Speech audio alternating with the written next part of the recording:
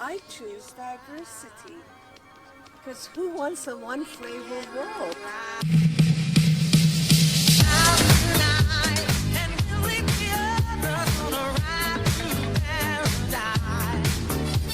Let's talk about the prosperity of humankind. We throw that word around, prosperity, prosperous, a lot. To me, prosperity is a beautiful word that encompasses so much. To me, prosperity is the well-being or being in a state of well-being in every aspect of human life. And without one of those aspects, haven't really achieved true prosperity. Of course, prosperity in all or some of its meanings relates to social economic variances in society. I'd like to ask you, how do you define prosperity? And what can we do to move towards the prosperity of humankind? I'm not talking about my prosperity in my job or my bank account, which is probably -0, but I'm talking about prosperity for that bigger vision, all of humanity, all of humankind. Immediately when we say the word prosperity, there's an economic aspect that comes to mind. And I think we can't discount economics. It's a fact of life, it's necessary. But do we have economic justice in the world? We don't. And that's the part of prosperity that I think about often is, what does economic justice look like, right? To me, there are a bunch of factors that lead to this concept of prosperity that you're talking about, that higher level definition of prosperity, not just that economic prosperity. I think when I think about it in terms of economy, there has to be access to education and jobs. Okay. From that economic perspective, there has to be access involved. But then another factor that I think about in prosperity is health. Health and all aspects of health, not just physical health. Many, many, many people around the world do not have access to good health care. Okay. This was something that I worked on when I was living in Central Africa, was actually going from village to village and doing education on HIV prevention, on rehydration of children. And this is something that most of the world does not have access to, is good health care.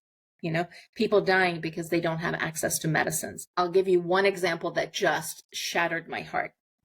The company I was working for helped the country Liberia set up their Food and Drug Agency, so that people had access to good drugs, because one of the biggest issues in public health in Africa is counterfeit medications. And after the training of the agents for their Food and Drug Agency, they went into a public market, which in Africa, that's where you go to buy your medicines, is often in the public market. 90% of what was being sold in that public market was counterfeit or outdated. And so imagine, with the best of intentions, you go to buy medication for your child or for your parent or for your spouse, and you go into the market and you buy the medication and it's counterfeit. So healthcare, access to healthcare and mental health care. That's the other. To me, that's even more important than physical healthcare. This is the thing. You mentioned several times that you're coming from a country where women and people are of certain religious backgrounds are persecuted. Well, guess what? My personal perspective is that almost every Baha'i coming out of Iran has PTSD at some form of it. So, our emotional mental health is another aspect of this prosperity. Then a third aspect of it is, going back to our earlier conversation, equity and inclusion. If we don't have inclusivity and if we don't have equity, that prosperity will never be balanced. You'll never have economic justice. You'll never have prosperity for all of mankind. A fourth factor that I think about often is sustainability. Are our practices sustainable? Are we thinking about how we're living now that affects generations in front of us? That's another important aspect that we often, as selfish humans, self-centered humans, we don't think about. What are the sustainable practices that I am engaging in that make sure that I'm not living a huge carbon footprint behind? And then finally, I think about how am I as an individual engaging in community building practices, community engagement practices, helping to build a community, because that's another aspect of prosperity that I think about. Now, I'm not saying that it's limited to these aspects that I just talked about. You have to have sustainable practices. I threw a lot of words out there. No. I'm glad that you did. Nazanin, would you like to proceed? Well, Nelufar did such a wonderful job of enumerating different types of prosperity. And of course, I couldn't agree more with all of those aspects of prosperity. But I sort of wanted to go back and talk about the advancement of two aspects of our civilization.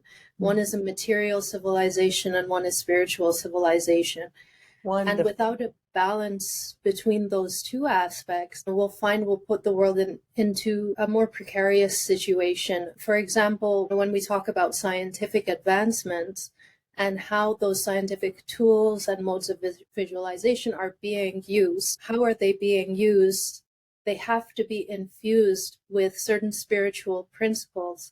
Otherwise, we could find ourselves going down a very dangerous road. The most obvious example, of course, is nuclear technology, which could do wonderful things for our sustainability, but it could also destroy our world. That's just a very blatant and obvious example. If we don't balance the progress that we're achieving in our material civilization, which is unprecedented, like the world we live in today would have been science fiction when I was born. It's growing at such a rapid pace. If we don't balance those advancements with progress in spiritual civilization, we could be heading down a very dangerous road. So I'd love to, also center on that spiritual prosperity of civilization. And a lot of that happens at the grassroots. It's not something that happens that's easy work. There's no easy solution to it. It's about influencing the hearts. It's about some core activities around the education of children, about hard work in terms of influencing discourses of society, and about creating spaces for devotional enrichment within our communities. Those are aspects that really influence individual hearts.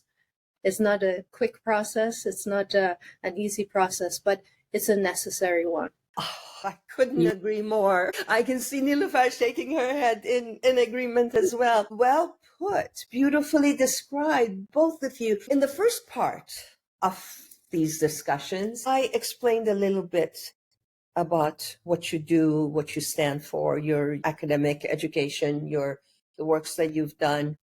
I want to go back to who you are, to share a story that is special to you. That way, not only we hear an exciting story about your life, but we also get a better insight into who you individually are. Well, actually, Goli talks about herself as being almost nomadic before going to Haifa. And that was very much the experience that I had before I served at the World Center in Haifa as well.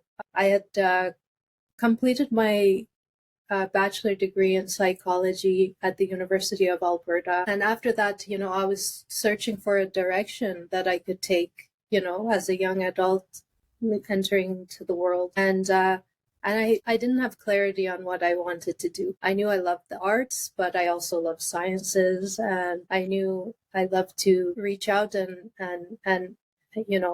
motivate or influence people. But I also liked writing privately behind my own computer, and I didn't have a clear direction of what I wanted to do. And after that, there was a whirlwind of experiences for me. After completing my degree in psychology, I went on to do a brief internship with a Broadway producer in New York. And then after that, I decided to apply for law school. I thought maybe that was a way that I could influence, or help society. It didn't feel like the right fit. And then I applied to study in the UK at University College London, a master's degree program that sounded very interesting. It sounded like a way that I could help others. It was called Countering Organized Crime and Terrorism under the branch of crime science, and pretty new program. And I thought I would try it out. I've always loved the idea of studying in England, loved the history. And I completed my master's and I wrote a book called State Terrorism in Iran. And it was exploring the case of the Iranian Baha'i community and comparing it to state terrorism. And then between this whirlwind, I lived in the States, I lived in Canada, I lived in Barbados, I lived in Trinidad.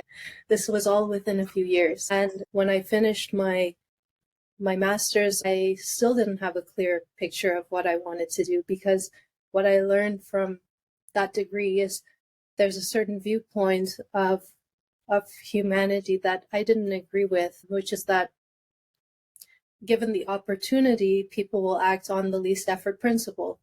People will commit crimes if they had the opportunity to do so. And I didn't believe with that. That felt like a very jaded view of humanity.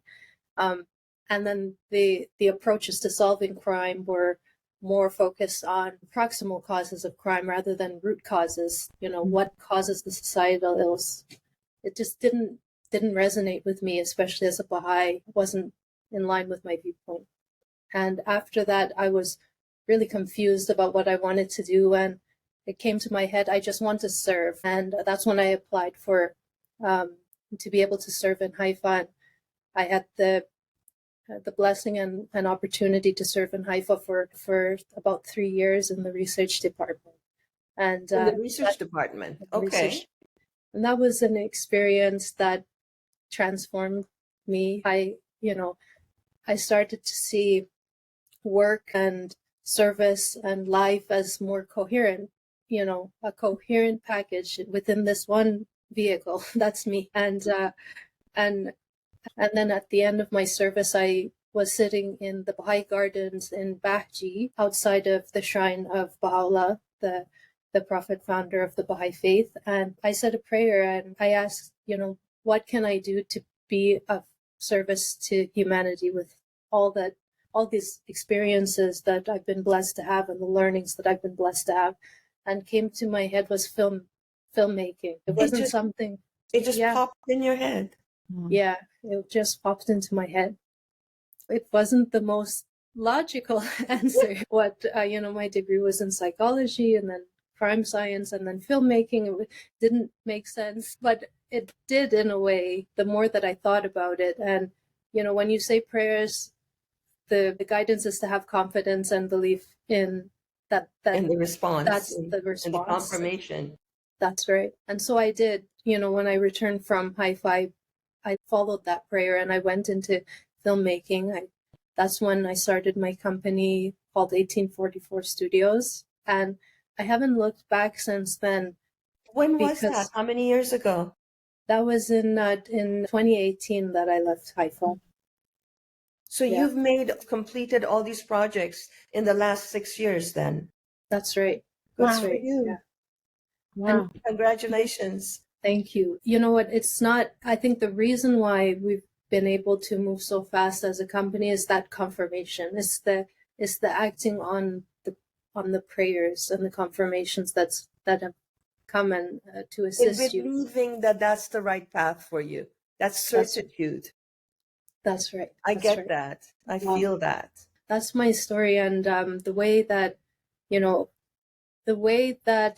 I've been able to use film and use the platform created by films as well. Because, whenever you release a film, it's not just the film, it's the conversation that's created around the film, the talk back, the feedback. Whenever that happens, it's even more confirming for me because there's so many opportunities to influence social discourses. What a heartwarming story. And I so relate to what you said in that when you believe you're doing the right thing, when you have confidence that there's a greater source behind you that will assist you and that will confirm you in your steps, you just go on and do things. And that's how you get to accomplish so much. My point is that when you have a conviction that what you're doing is right and what you're doing benefits society, then there is no failure in that. There is no way that failure can have any room in that, because regardless of how it goes, it's a victory. Anyway, I am so sorry. Nelufar. I keep going back to my life in Africa as the tipping point of the change of direction in my life. It's amazing. Sometimes a place has such an impact on you. I was your typical science geek, studying biology and genetic engineering, and just gung ho. I knew that I was going to win the Nobel Prize for Medicine by the time I was 35. It was my conviction. My scientific research was going to change the world, and I was specifically looking at mitochondrial DNA and how to trace back ancestrally and connect all of humanity into one family. And it was very geeky. I won't go into details. Because of my religious background as a Baha'i, service is a big part of our lives. And so I wanted to give a period of service to humanity as part of my commitment to being a Baha'i. And so through several incidents, I ended up being directed to go to Central Africa, the country of Chad, which is still, unfortunately, one of the poorest countries in the world economically. The transformation that I went through during that period of service changed the course of my life, because before I went to Africa, I had gotten into a medical school, and my thought was, I will get an MD, PhD, and I will just do scientific research that will transform humanity and public health, right? While in Chad, I worked very closely with the Ministry of Health, with the Baha'i community, with UNICEF, looking at different projects that were public health or education oriented. And I was very lucky to have amazing experiences, like actually going to a leper colony, which is something in North America we have no experience with. Having these experiences where watching young people die just because the hospital closes at sunset and doesn't open until the next day, and they need medical intervention right away. These were things that made me realize that my life would be much more enriched if I wasn't in a laboratory the rest of my life, but rather interacting and working with communities and learning what that looks like. And so just like Nazanin, you shared, I was at a point where I was like, I don't know what I want to do. I know that I don't think medical school isn't the path for me anymore. I understood that. And so what does that look like? And I didn't know. I was very lucky to receive some guidance directly from the elected leadership of the worldwide Baha'i community that encouraged me to go back to graduate degrees and to see what I wanted to study. And I did. And my path led me to work in political science, international economics, and international human rights law, which was very different from science, very, very different from being in a laboratory. The long and the short of it is that experience in Africa changed my heart. It changed how I looked at my impact and the mark that I could leave on the world. My heart needed to be in the field of action with people, directly impacting them. And that led me to a path of bringing science, human rights, and law all together, working for nonprofit associations mostly. So I had a long stint with the American Chemical Society, and then with the United States Pharmacopoeia, and currently with the International Society for Optics and Photonics, really working in science, but trying to bring that impact through programs that elevate capacities, build capacities, And so that has been very rewarding, but that's work. That's not life necessarily. It's just one part of life. And what has been amazing, and Goli, in the introduction that she kindly did at the beginning of the first episode, talked about some of the organizations that I serve on as a board member or as a volunteer. One of those that's very close to my heart is a small organization out of North Carolina called Anika James Foundation. Now, Anika was a young lady who passed away at 15, but she was a passionate artist, performer, singer, actress, advocate for education, advocate for gender justice. At 15, just an amazing young woman. And her parents founded this foundation to provide scholarship and funding to support the arts and education with young people, and especially young people of color. And so this board that I sit on has become a passion, really. And the work that we engage in, like interviewing a young person who got a scholarship because she grew up in an African American community with little access to healthcare. She wants to become a cardiologist because she sees the need for cardiology in her neighborhood among the older women of African descent who have a lot of heart disease, and so this gem of a young woman receiving a scholarship from our foundation and going on to do this amazing study that she's going to do with this passion focused on helping her community. Like, that brings me so much joy. I'm in awe of what you said. I appreciate you creating a space where these perspectives can come together from very different fields, but geared towards advancement, towards hope, towards positivities. Thank you so much for creating this. Thank you so much, Goli, for organizing such a wonderful conversation. This really has been eye-opening, and I wish you prosperity with this podcast. It's going to be amazing.